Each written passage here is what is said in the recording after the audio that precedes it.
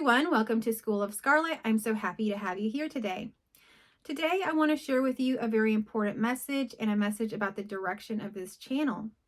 And so I want to share with you that there's been a couple of times that I've kind of checked in with my own self. We can periodically check in with our own selves, our energy, and check in what's happening. And so I did that on a couple occasions. And the first time I did that was around the time that I shared a video about why I was leaving non-duality speaking, meaning that I wasn't only going to speak on that one topic. Because my channel started off mostly speaking about non-duality that came from a twin flame experience that came into union. So I spoke about my twin flame journey and my non-dual experience for the majority of my beginning of my channel. And you can go back and watch that. I haven't taken anything down because you see, this is a process of unraveling. Things are always changing. What's true one day is not true the next, and things are always changing. So you have to keep an open mind here on this reality that we are, because what's true one day is not true the next. So it's always changing. And this truth really is a deep truth that is true. And I will get to that truth in just a moment. And the truth is within non-duality and everything else, of course.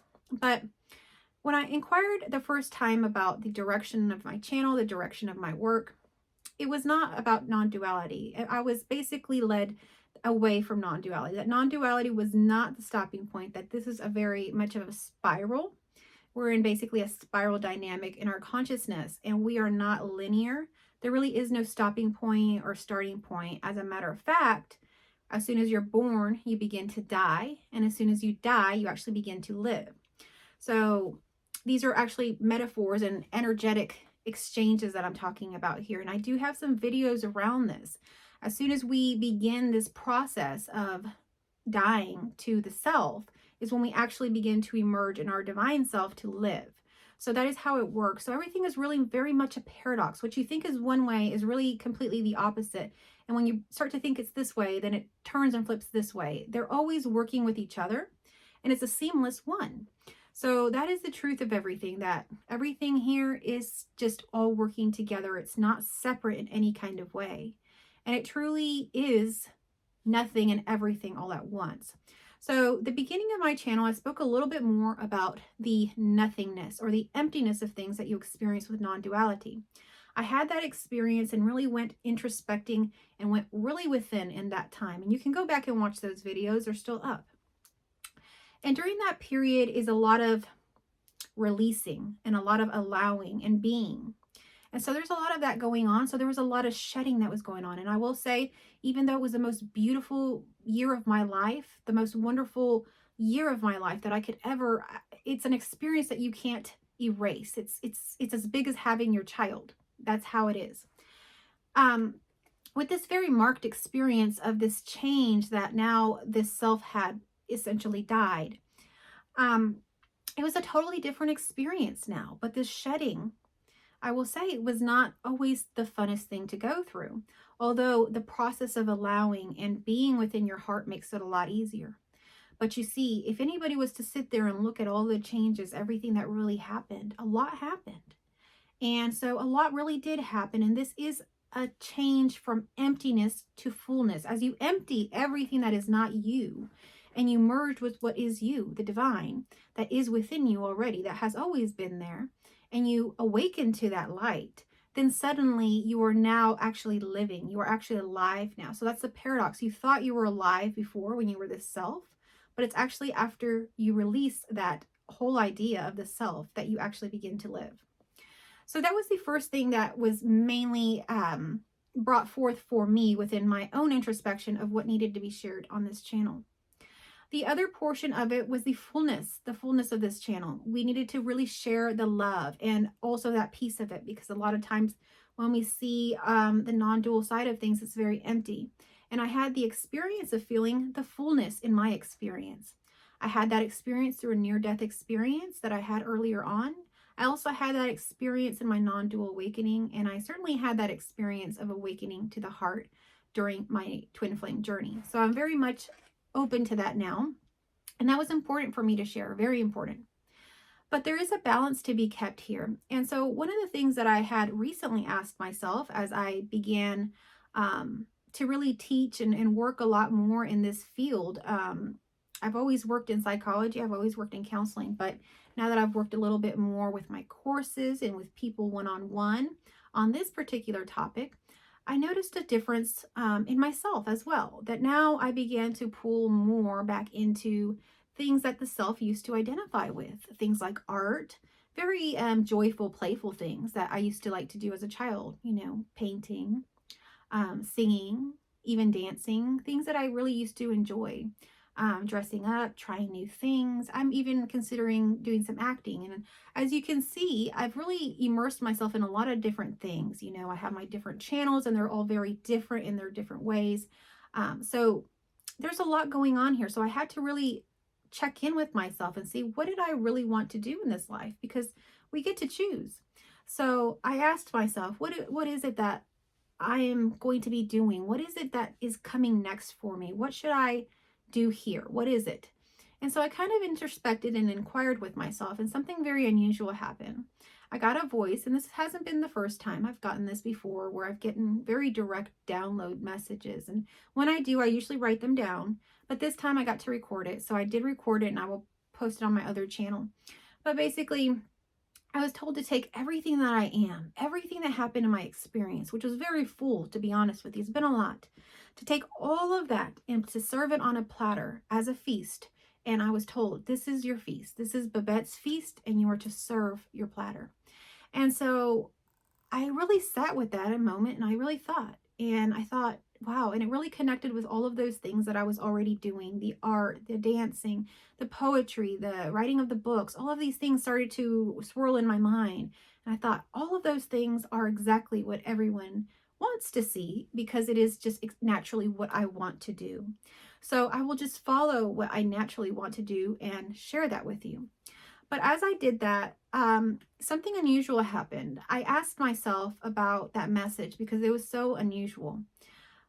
Babette's Feast, I recognized that name because I didn't let that name slide from my memory for whatever reason. I have a horrible memory, but for some reason, that name stuck with me. My father had shown me this movie. It's called Babette's Feast, and it's on HBO. It's been out for a long time now. It's actually a Danish movie, but you can find it on HBO. And so my father showed me this movie maybe a couple years ago, something like that. And when I originally watched it, I was not very impressed. There was nothing about it that really spoke to me a whole lot. I thought it was an interesting movie, but not even that interesting, to be honest with you. I didn't really connect with it. But for whatever reason, the name stuck with me because it was unusual. So when I heard this and it was coming through on what I needed to be sharing, I decided to go in and watch that movie again. And so this time I watched it, and I watched it just to see what it was about, why I needed to do this. And as I watched this movie, everything becomes alive in the scenes. It's actually a very dull movie. The first time I saw the movie, I thought it was very dull. But the second time I watched it, this time, everything became alive, and it became to showing me exactly what it is that needs to be shown here on this earth.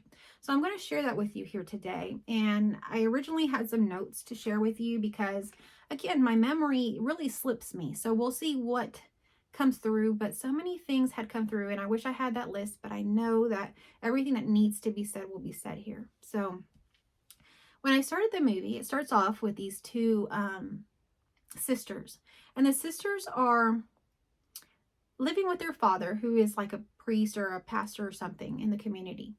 And the sisters are not married. They are actually very pretty, but they're very plain. They wear like whites and very plain colors in the community. They wear whites and blacks and no makeup and just hair up in a bun. And they are very righteous. They follow the Bible. They are very pious. They follow lots of rules for everything. They don't indulge in the pleasures of life. They're very serious people, and they're serious about God. So you can tell this from the movie as it begins, because everything is very, very serious, including the daughters. So the daughters don't get married. They take care of their father. And anyhow, during that time, different things happen that awaken different aspects of what I'm trying to teach and convey to you here. So one of the sisters has a very beautiful singing voice. And one day a man comes into the town and, I don't remember exactly, he needed something, but anyhow, he was there needing somewhere to stay, needing some help, something like that. And he was, um, I don't know if he was a musician or an actor or something, very, very highly looked at and everything like that in the town that he looked at. He was very famous, I guess you could say. And so he offered to give some singing lessons to one of the sisters upon learning how she sang. And in singing with her, it evoked that feminine and the masculine polarity, the arts, the creativeness, and the passion, even within that sister, within that man. It evoked something that was not there. There was just, it was plain, stale, boring. And suddenly, with the music, with the energy of this man, of this woman, it became something special. And this moment was always special to both of them. And it was very special to the man that taught, the actor who taught the young sister how to sing. So anyhow, he goes along his way. He recognizes that he's not going to be staying in this town forever, so he goes upon his way to go do his life. And we'll get back to him in a moment, but another one of the sisters had another similar situation where a suitor came. Basically, it was a man, a military man that was coming through town. And they connected in a way that it was like a romantic connection. And it wasn't anything crazy or passionate. Like I say, this movie is very kind of dull like that, but just that bit of connection between them really sparked something for them. And there was this longing that was there. And it's this passion that kind of gives you that aliveness throughout life to really have something to live for. So anyhow, that was what happened between them. And although they didn't pursue their love passions or get married or anything like that, you can see the importance of this energy emerging within all of these people. But even greater is when a woman arrives in the town. A woman arrives in the town, she's fleeing war, or something has happened where she lives, so she had to leave. And she actually arrives with the recommendation of the man who is the actor, singer that taught the daughter how to sing. And so she was recommended there. She brings a letter stating everything that, she was recommended by this man, and that they would really like her to be taken care of here for some time and all of this. And so they were wary at first of whether or not they would accept her, because they didn't have money. They didn't have the money to take in another person, to feed another person. And so they let her know that, but she agreed to still work for free. And in her starting to work there, believe it or not, you'll start to see in the movie that actually their finances improve. As they're counting their money, they actually have more money as she's arrived, and they actually are doing better. And when she first arrived, they were eating food that wasn't that great. And as she's there, more and more abundance comes to them. So this is the energy of the dark feminine. She's wearing dark as she comes in. She's actually wearing makeup, and her hair is dark, and she looks mysterious. This is the energy of the dark feminine entering reality. The sisters almost have like a halo around them. They have blonde, they're always wearing white, and they're kind of yellow tint to them. That is the representation of the light feminine, the Eve, the mother, the saint. The dark feminine is seduction, pleasure, confrontation, truth. The one that shakes things up to bring truth and to bring things back into order. And so when she comes in, she brings in the abundance, because you see the feminine energy actually evokes abundance. If there is a feminine energy around, you're going to have beautiful things. The house is going to be decorated beautifully. If you have feminine energy that's healthy and activated, you're going to have beautiful meals. You're going to have pleasure. You're going to have seduction. You're going to have all of those things that you want to have, abundance. You're going to have those because the feminine energy is that. So as she arrives, she begins to bring these things. Now, not all of those things are you going to see in this movie, but you can see that the abundance has arrived. You can see that she has control. She knows what she's doing. And she's not seeking after a man or doing anything. She's completely in her own energy, doing what she knows and loves to do. So she knows and loves to cook. And one day she actually wins the lottery.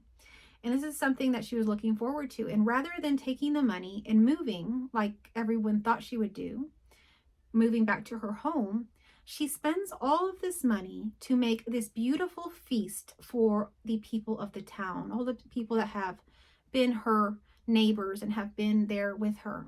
And so they can't believe this, that she would spend all her money on this, but she wants to do this. This is her passion. This is what she knows, and this is what she loves, and this is what she wants them to experience.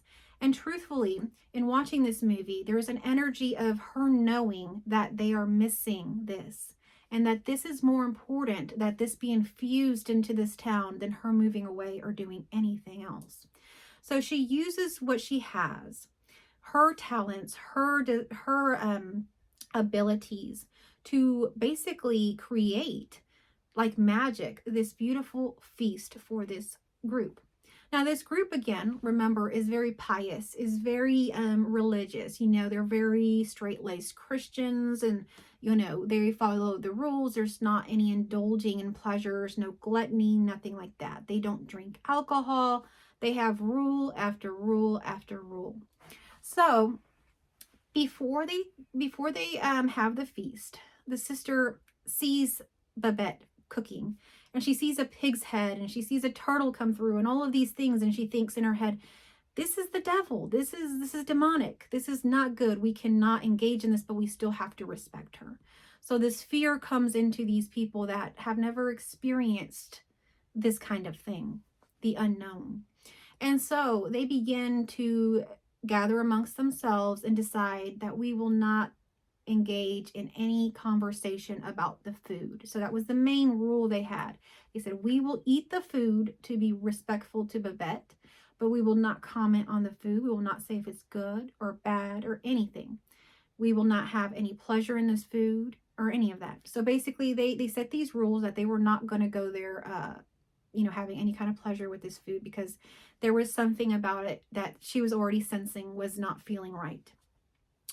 So they go and they have the feast and they begin to eat, and it's really good, and you can see on their faces that they're awakening, their senses are awakening, they're even becoming straighter, and they're talking and they're becoming awake. And then they're served alcohol, and well, they don't want to refuse it, so they drink it. And so they have some alcohol, and before you know it, they're talking, they're having a good time. And these people of the town, they used to have quarrels, and you will see in the movie some of the quarrels they had.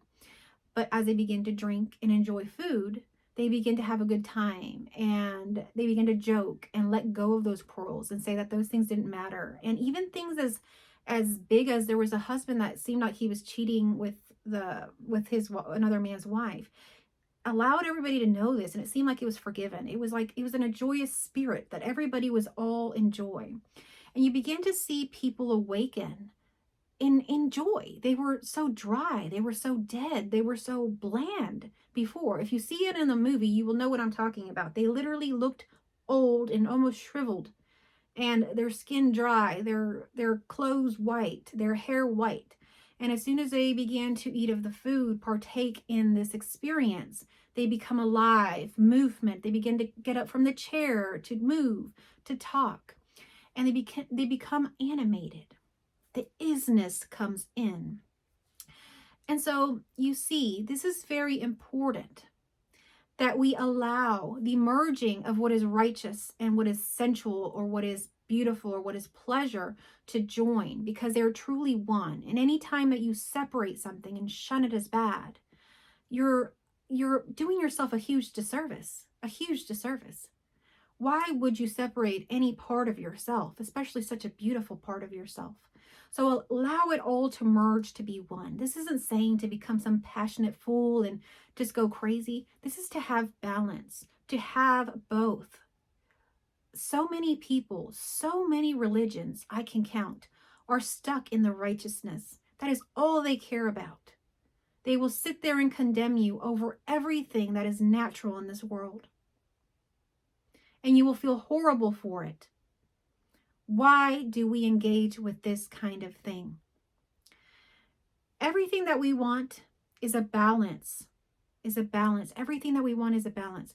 And I'm here to tell you, and I'm learning and seeing now through my own expression, that the greatest message here is to teach balance and to move out of this patriarchal system that we have been in, that has been so disbalanced into righteousness and bring some of the dark feminine in.